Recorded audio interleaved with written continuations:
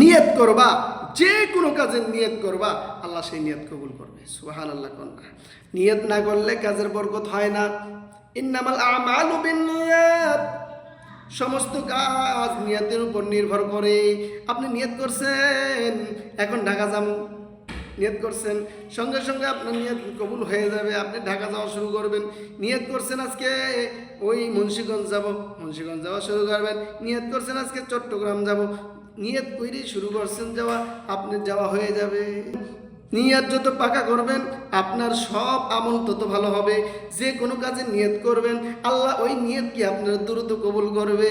নিয়ত করছেন নামাজ পড়বো, নামাজ পড়া শুরু করবেন। নিয়ত করছেন রিজিক অন্বেষণ করার জন্য যাব, সঙ্গে সঙ্গে আপনার রিজিক অন্বেষণ শুরু হয়ে যাবে। যেমন নিয়ত করবেন তেমন নিয়ত হবে। নিয়ত যত ভালো করবেন আপনার কাজ তত ভালো হবে। নিয়ত যদি খারাপ করেন আপনার নিয়তও তেমন খারাপ হবে, কাজও খারাপ হবে। নিয়ত খারাপ করছেন, কাজ খারাপ। নিয়ত করছেন আজকে দান করব, দান হয়ে যাবে। আপনি নিয়ত করছেন, ভালো কাজের নিয়ত করছেন, আল্লাহ আপনাকে ভালো কাজের সওয়াব লেখা দিবে। নিয়ত করছেন খারাপ কাজে, আল্লাহ এই খারাপ কাজ লেখে না, খারাপ কাজ করার আগ পর্যন্ত কিন্তু লেখে না। এজন্য নিয়ত করবেন, নিয়ত করবেন ভালো বানানোর জন্য, সন্তানকে আলেম বানাবো, নিয়ত করবেন ভালো কাজ করার, সব জায়গায় নিয়তকে খালেস করবেন।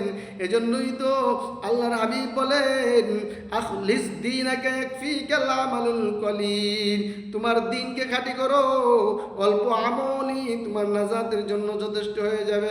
নিয়ত যদি ঠিক রাখেন আর ইবাদত যদি খালেস করেন আপনার সব কিছু ভালো হয়ে যাবে। সুবহানাল্লাহ।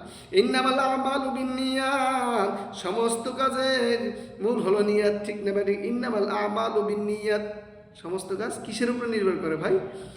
নিয়তের উপর নির্ভর করে। নিয়ত করছেন শ্বশুর বাড়ি যাব, শ্বশুর বাড়ি যাওয়া শুরু হয়ে গেছে। নিয়ত করছেন মসজিদে যাব, মসজিদে যাওয়া শুরু করবেন, ঠিক না ভাই? ঠিক। নিয়ত করছেন বাজারে যাব, বাজারে যাওয়া শুরু হয়ে গেছে। নিয়ত যার যত ভালো হবে আল্লাহ রাব্বুল আলামিন ওই নিয়ত অনুযায়ী তার আমলের বদলা দান করবে। সুবহান।